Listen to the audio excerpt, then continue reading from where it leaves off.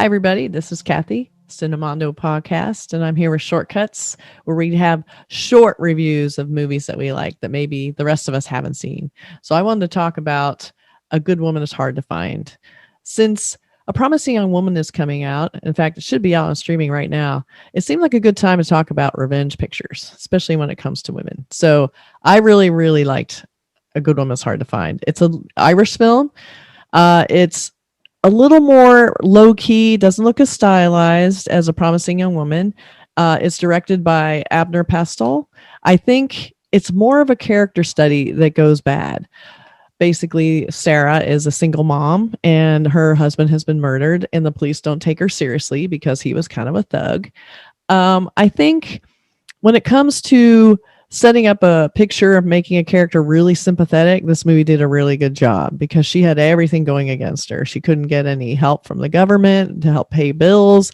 She had two little kids. Her mom is kind of a nag, just thinking she's not doing a great job. She's very sad. But Sarah Bolger, she's a great actress and she really brings this to life. So I think it's definitely worth taking a look at. Basically the premise is, she's a single mom struggling. A thief at one night, just totally random, breaks into her house. She has to kind of deal with this guy. He knows she's there alone. He wants to just stash his drugs there so that, the cops and then, his rest of his gang won't find them. In the meantime, he's sort of like keeping an eye on her, like, maybe I can use her for something. And we all know what that means. So eventually he keeps coming back. He makes her let him in. Things are going bad. So let's just say revenge is next. And this movie that starts off rather gently, just kind of, character study, very low key, very sad. It starts ramping up. And eventually the revenge gets ugly, bloody. There's dismemberment. I mean, she goes to town.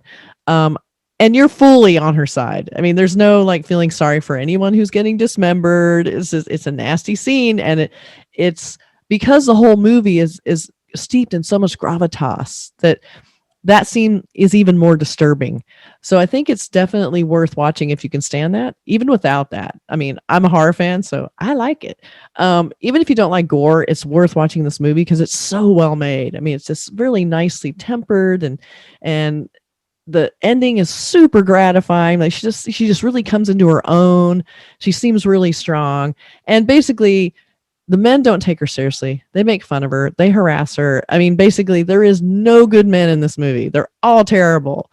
And that just makes the revenge even sweeter.